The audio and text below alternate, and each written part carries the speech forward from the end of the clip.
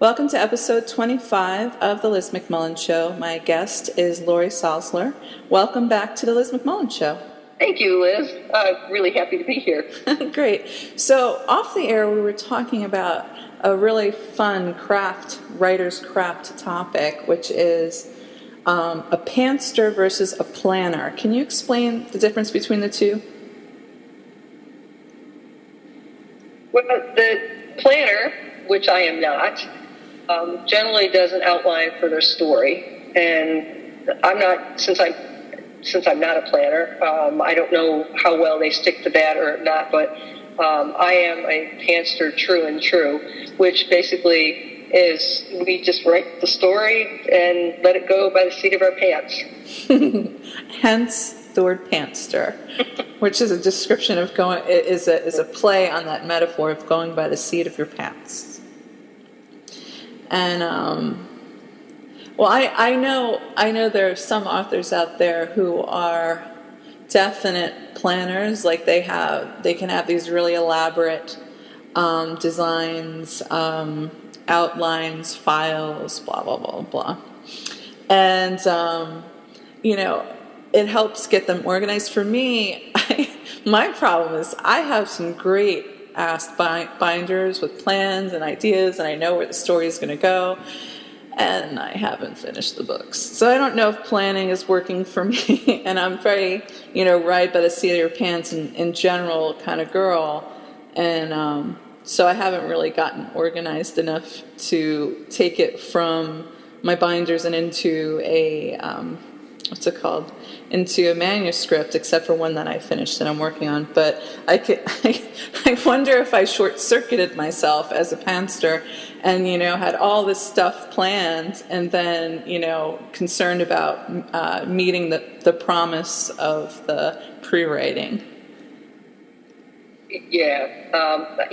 I have a little notebook that I keep notes in and stuff, but it's more like I call it things that make me go, and it's just little notes, and it's not even any kind of storylines at all. It might be a line that comes to me during conversation that, I got to write that down, but it's nothing. I don't plan anything. If that line comes up someplace, that's good. If I have an opportunity to put it in there. If I don't, then it might go into the next book. Mm-hmm. So, I let it go. So what do you end up doing? Do you review your work as you go along? How far back do you go? Do you have planning sessions in your head, or you just latch onto your characters and watch them go? When I'm writing them, I'm generally. Well, what I'll do when I sit down at the computer in the morning, I'll go back and I'll reread what I had written the day before. And I may do some editing stuff, nothing real harsh, but it puts me back into the story and kind of into the storyline that I was in. It kind of will reacclimate me to the environment that I was writing about and, let me get to know the emotions of the characters, what kind of frame of mind they were in at the time that I was writing. What I like to do is end the day at the end of a chapter, so that way I can go on to something different. Mm-hmm. But the characters kind of start writing the book. Mm-hmm. I may not know. And they may come along, be revealed to me as I write the book. But I certainly do not start out with, this person this is her name, and these are all her attributes and her habits, good and bad. Because I get to know the characters as I write them when they start to reveal themselves to me. Yeah. A lot of times, when the reader is reading their book and they're getting to know the character, that's pretty much my process of getting to know the character as well. I can see that actually in your writing. For this episode, I'm reviewing Right Out of Nowhere, and I can actually see that in some ways because the story arc is not like there's a lot of growth and change and challenges that pop along the way. It's not a part of, let's say, what it'd be like a 3-act play. There are scenes in there where the characters are challenged or, pushed to the point where they need to grow, or you learn something about that character, but it has that kind of moving right along feel rather than, I guess, being on a car, going on one particular route and ending the book. Do you understand what I'm saying? Absolutely, and that's kind of what I gear my stories to be like. When I read a book, I can base it on how well I like it, based on if I have to search for a place to end reading it for like the evening if I'm tired or whatever. But if I can't find one, or I have a hard time finding a place where I want to finish for the evening, then I know that I'm really into the story and that it's a good book. But if it's very easy for me to say, oh, I'm tired, close the book and go to bed, then I know I'm just not that into the book. But so when I write, I want my books to be one of those where the reader has to search really hard to find a place where they really want to put the book down. I've had a lot of people say, I can't put the dang thing down. I just read it right through the night. Damn you, damn you. So, and that's why I write them like that, because that's exactly what I want people to do. No, I could see that.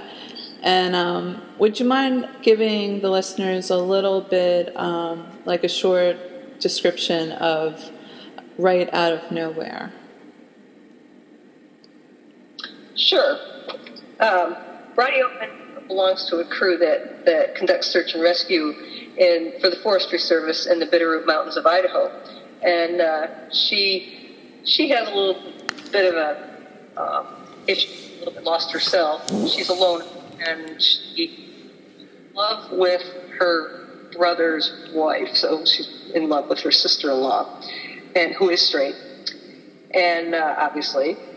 So when she's not doing search and rescue in the mountains during the season, on the off season, she's training horses, and on her father's ranch, and which isn't going too well either with this particular horse who seems to think that he can dump her all the time, and she can't figure him out.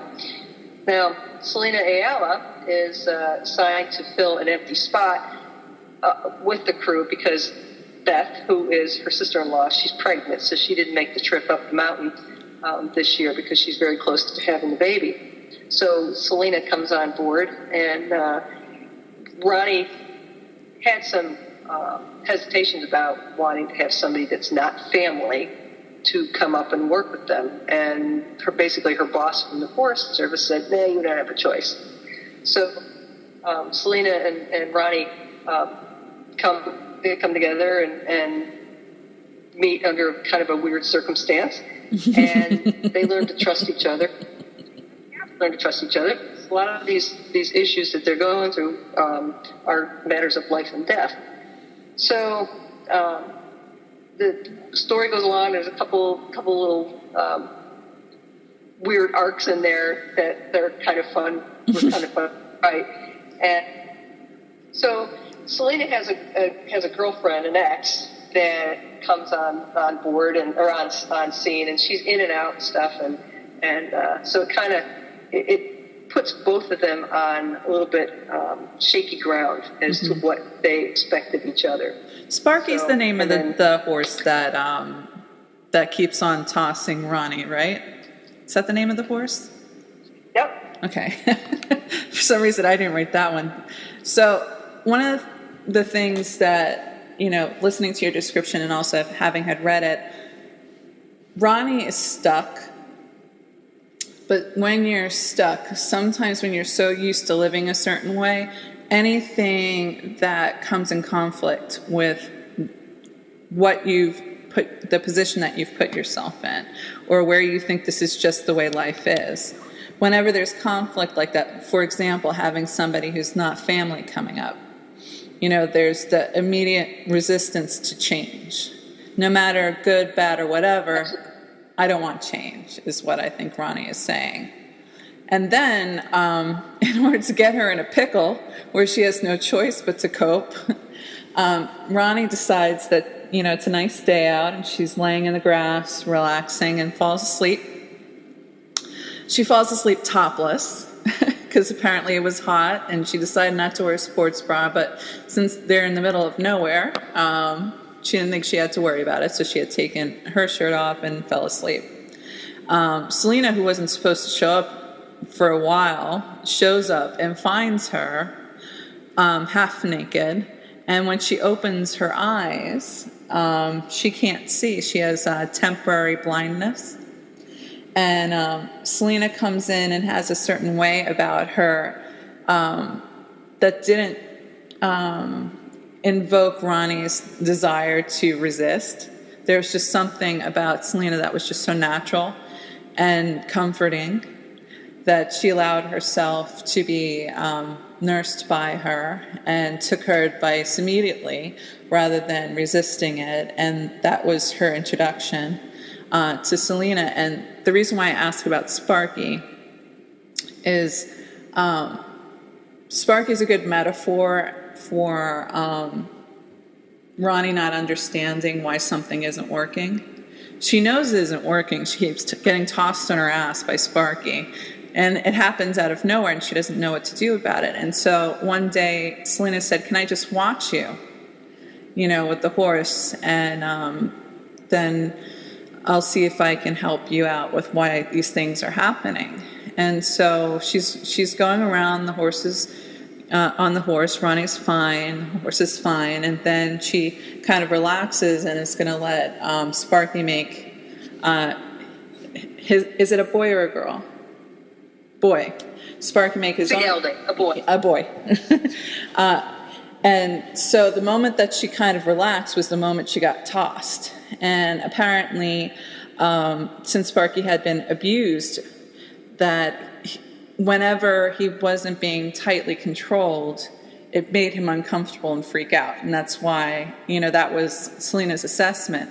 And Selena comes in and is playing this role, but it's not in an invasive way, and everybody kind of opens up to her. And then she's talking to Roni, and she's like, "You're in love with somebody."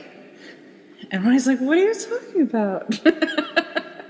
And then explains to her, how she's stuck with being in love with Beth and how she's kind of has her heart locked away. So what I thought was interesting about Right Out of Nowhere is, I could see almost the metaphor where Sparky had no trust in himself. He was abused and didn't know anything other than the hard life that he had. But then once building trust between Sparky and Roni, in the same way that Selena slowly built trust between her and Roni, was probably the only way that Roni was going to get unstuck. That's... Yeah. Go on. She had a human therapist, and she had an equine therapist as well. Mm-hmm. Exactly. She was a great fit, and when I was trying to picture it, what kind of person are they going to be throwing up the mountain? And I'm thinking to myself that it has to be the romantic interest. That's just the rule. And Selena is not what I pictured, and it was just, I liked the easy communion between everyone. And, even if Roni did not fall in love with Selena, I think Selena would be really good at helping Roni get unstuck from the place where she was. Unhappy, the third wheel, sleeping around but having no emotional entanglements, and holding a torch for her best friend who married her brother.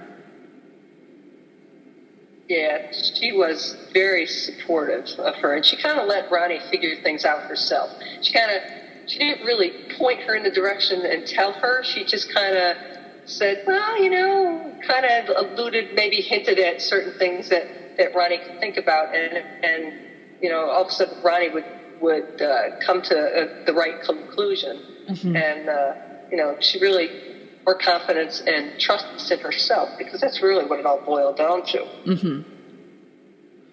No, I agree. what kind of made me gasp was what's it called?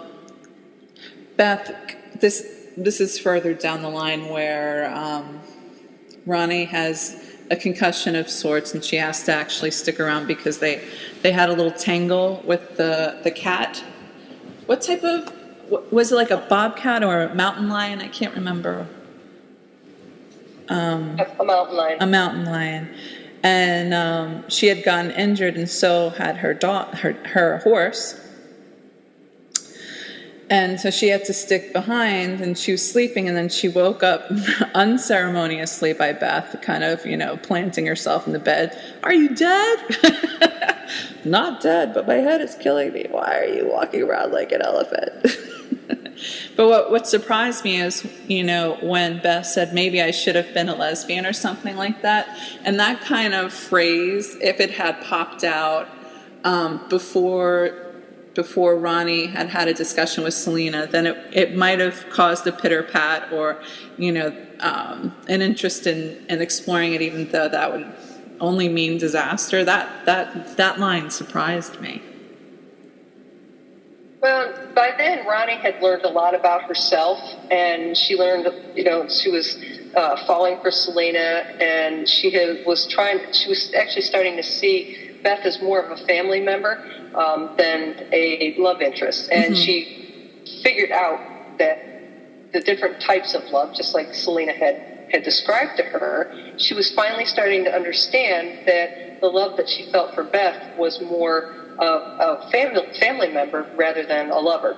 Mm-hmm. But she had for years, loving Beth as somebody that she would fantasize for years and years of being together with, until Selena came along and really, kind of guided her along to learn that there were different types of love.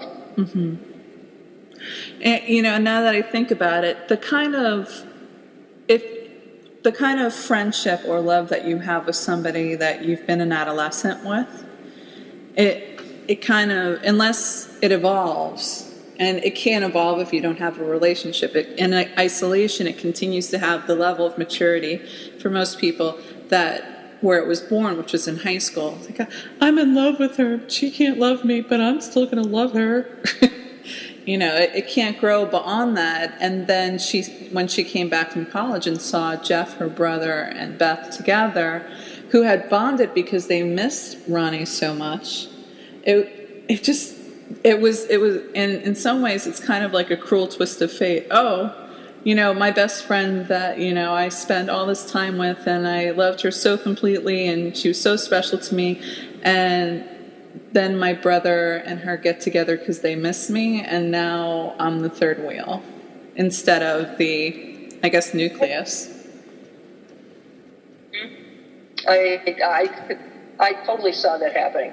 Mm-hmm. When I was writing it.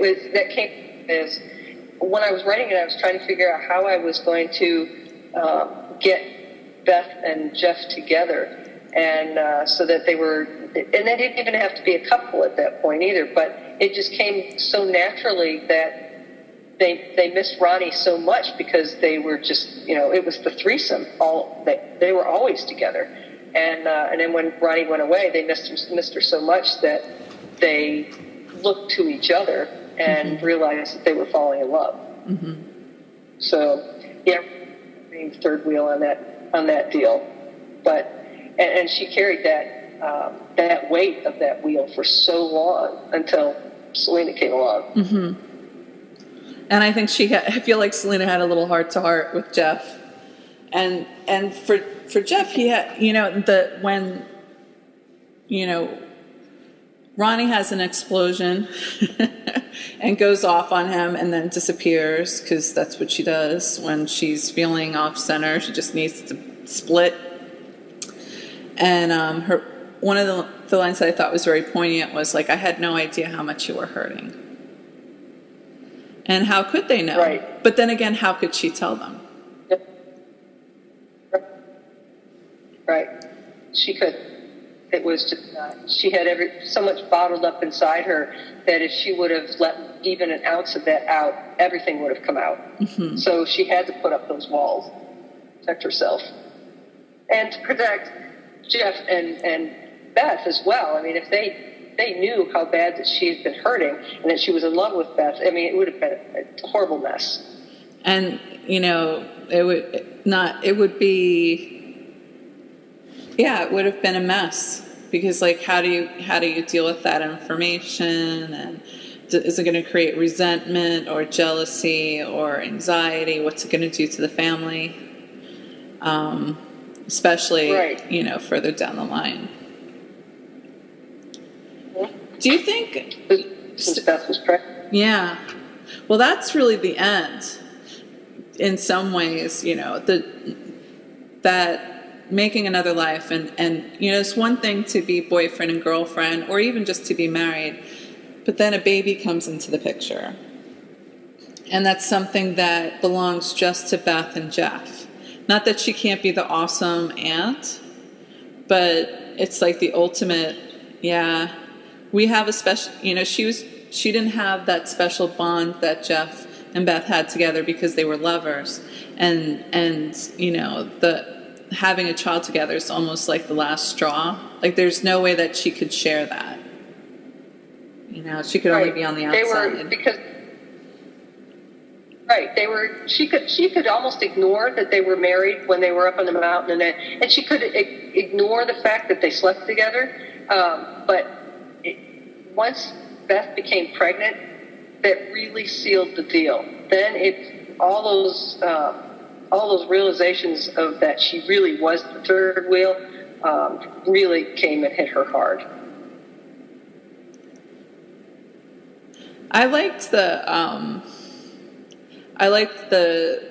really childish behavior between Jeff and Roni. Like after she got blinded, she said to Selena, "Can you make sure he doesn't move any of the furniture on me?" And she's like, "He would do that?" She's like, "Yeah, he would do that." They had like some really funny jokes of like the shit that they would pull on each other, and it was a lot of fun. Hijinks. Yeah, definitely a sister brother. It was just, they were a fun relationship to write in. It had, with her so in love with Beth, if there wasn't a lighter side to the relationship between her brother and her, and Roni, that whole relationship could have fallen apart so easily. But they were so close and constantly teasing each other and stuff, and that kept them strong. And I think that's what really kept Roni sane as well. Her brother did. Because she could have completely holed herself off. She could have become an island in and of herself just as a way to cope. And nobody would know why except for her, because she wouldn't tell them why. If they didn't have that camaraderie. Yeah, absolutely. Absolutely. Plus, with search and rescue, is a very serious, often life or death situation where they get involved. So even if there wasn't a tension between Jeff, Beth, and Roni, there has to be a lighter part of it. A lighter part of the reason why we're there, or the way that they interact and play with each other, or the silly tricks that they pull. It's something you see a lot in books about cops and firefighters and whatnot. That kind of hijinks and tomfoolery, that just so that it's not constant, stressful, soul-rending experiences. It's a self-healing type. Yeah. Have you ever been involved with like Outward Bound or Search and Rescue, or is this just something that like a genre that you find interesting? I've always been very interested in it, and I've never done it. now I think, man, I could, I got the dogs for it. I could go do it, but now I'm too old. So it was just, a genre that was very interesting to me. So I just decided to write about it, which is, the fun part. You can do something, you can research it and write about it, and in a sense, live it when you're writing it.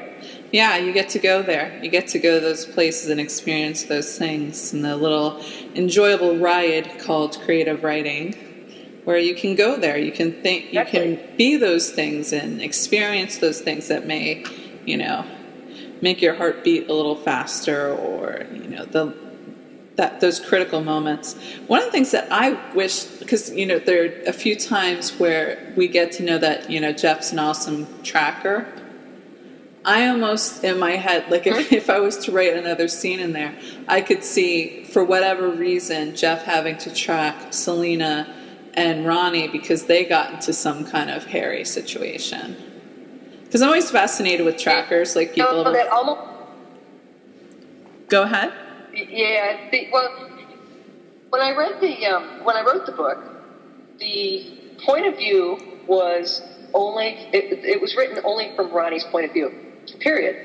And so when I got to the end of the book, I thought, man, there was just something missing. So I decided to put Selena's point of view in there, and I think that added a lot more richness to it. Mm-hmm. So if I had, I suppose I could have added Jeff's point of view in there for him to do a search and rescue of Roni and Selena, but I didn't want to. I thought about it, and with the plane crash, that was a very scary situation. Mm-hmm. Like that plane could have slid down the mountain, and I thought, man, I could really go further with this and have them, getting stuck inside the plane, dangling from the side of the mountain, and they couldn't move, and then Jeff would have to come and rescue them. But then I wanted to introduce Selena's ex. So that part of the story with Jeff coming in to save them never materialized. What I it almost did when I felt bad for Roni because she's like, and then we just rescued, and where are you? Why does she have to go? Why does she have to go with somebody who's a prick like Selena's ex, like one of those, what I describe as this cock-swinging, butchy, male or female, doesn't matter, but who feels like their point of view is the only valuable point of view in the situation. And I was like, oh man, just when things were getting good, we kissed and everything, but then there's her past, and what's going to happen now? And they went away in the plane, and I have to stay with the dead bodies. It's like... It forced her back into the third wheel position again. So I wanted to see how she was going to deal with that. Mm-hmm. And, when she went back to the cabin and found Hope was missing, and it just got gradually worse. She just got in a worse mood because Selena just didn't come back, and she didn't come back. And so she just went about making stories up in her head mm-hmm. that were completely untrue. Well, think about it. If... as obviously I did, except for a few minutes. If you've never had any kind of relationship and you've gotten to the age, like, not that Roni's old, it's not like she's not 67 figuring this out, but if all you've ever had, high school or college, or just people that you've slept with, nobody that you've had any entanglement with, nobody who you've dealt with, then you have absolutely no experience or preparation for dealing with the tug and pull of what a relationship can be like. The uncertainty, absolutely. When I always joke with my friends, especially, when I was in my teens and early 20s, it's like, I don't like this getting to know you shit. I want to be 6 months into the relationship where you both can tell each other that you love each other and everything's established and they know your good side and your bad side, and then you commence with like the fun part of the relationship. Whereas like many people are like, oh no, the honeymoon period, when everybody's so randy, and it's like, I hate the uncertainty. That sucks. So for Roni, since she's never ever experienced this, not as a high school kid, not in college, not in her early 20s. And her first experiences with, has such high stakes because Selena's the first person that she's ever even contemplated, having something deeper with, even though it's more like subconsciously wishing for. So she doesn't have maturity to deal with it. So she's even, her desire to flee is like her go-to move. Mm-hmm. Yep.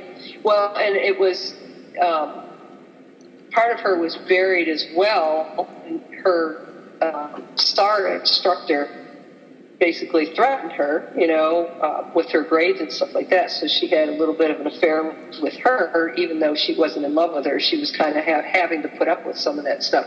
So, that have the ability to bury your personality in any kind of desire to be in a relationship as well.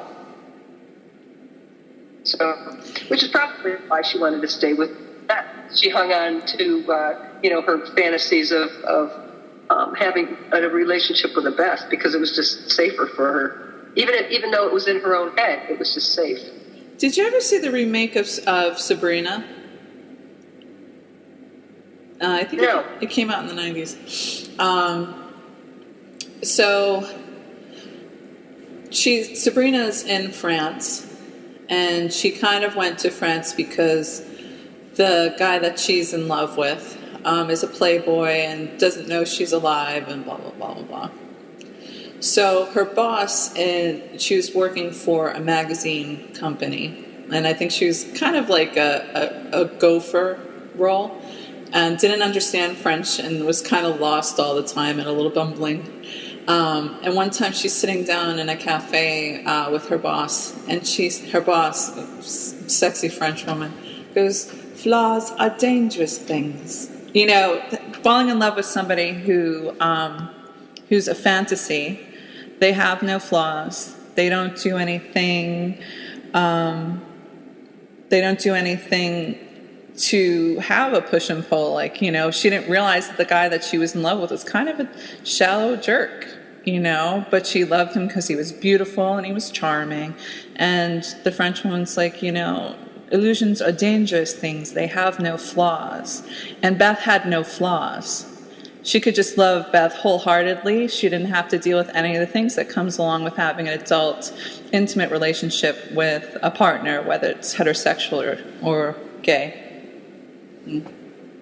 Right. Yeah, Beth was perfect. And it's because she was, and she had known her since high school, and so they were best friends right through high school. So why not fall in love with her? I think that's a lot of people do that. They fall in love with their best friend. Like my best friend in high school, Cindy. I don't really. She and I, I didn't know I liked girls at the time. But we were just so physical with each other. We're always hugging, and let's say I hadn't seen her in a while, and I'd pick her up off her feet because I was taller than her, swing her around. I'm like, "Cindy," and she'd go, "Lizzie." It would be that kind of that young girls thing, and I loved her. I was never romantically interested in her, but that really intense adolescent, bestie friends, and they say everything together and they share all their secrets and whatnot. That's a really fun, heady, girlish thing to experience. And it's not necessarily something that you want to let go of. So I can see how not only that it was attractive, but that purity and that connection was something that she wanted to hold on to. Absolutely. And, the panic that she felt, with the thought of losing Beth. So having Beth marry her brother and keeping her in the family, she was completely relieved because she was panicked. Beth, she knew that she couldn't have a relationship with her, but, horribly afraid that Beth was going to go marry somebody else or, move someplace else. So it was kind of a safety net when Jeff and Beth got married. Mm-hmm. Well, I admit it. She still felt like a third wheel, but she felt good that Beth was still in the family and she would never go anywhere because Jeff wasn't going to go anywhere. Mm-hmm. Sometimes you just, think thinking about my past. Sometimes you just don't want to let go of having that special person in your life.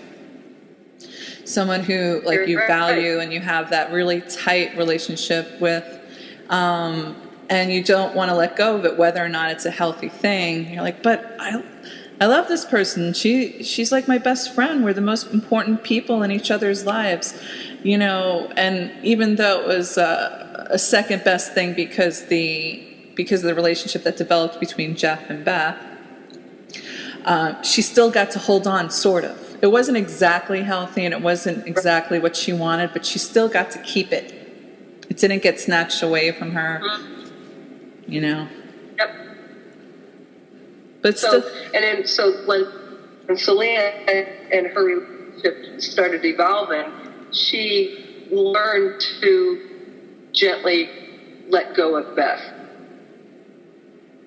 Mm-hmm.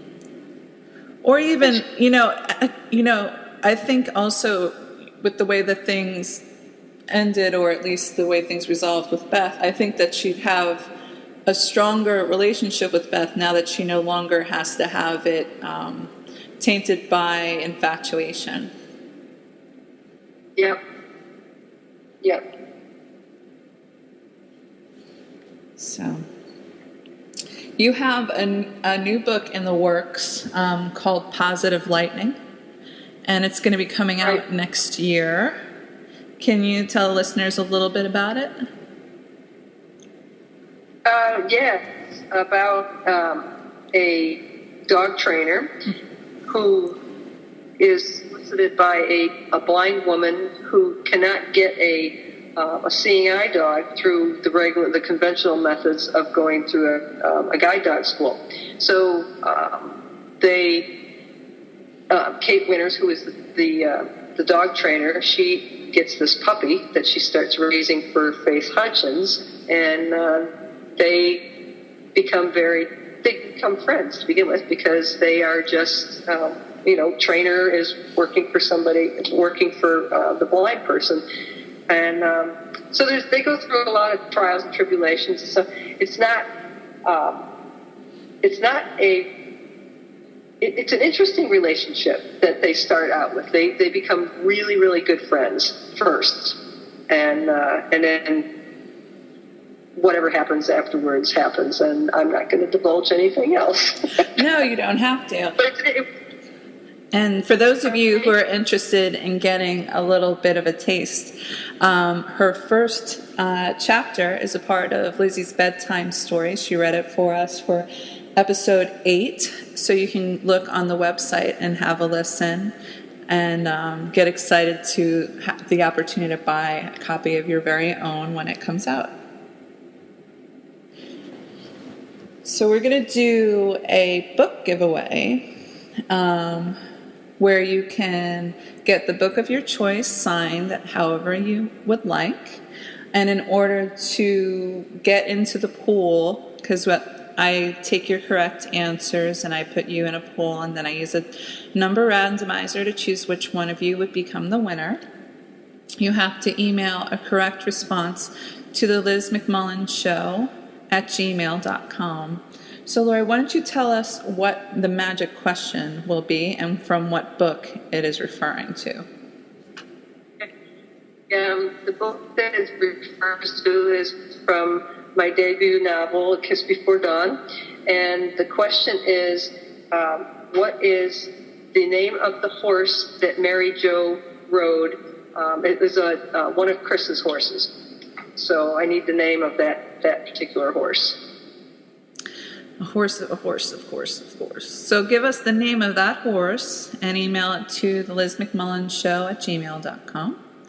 And you'll have a chance at having your very own signed copy of one of Laurie's novels. Thank you for coming on the show, Laurie. Thank you for having me, Liz. I've had a great time. It's been wonderful. I like psychoanalyzing your characters and your animals. You know, like I get into Sparky's head. That's just one final note.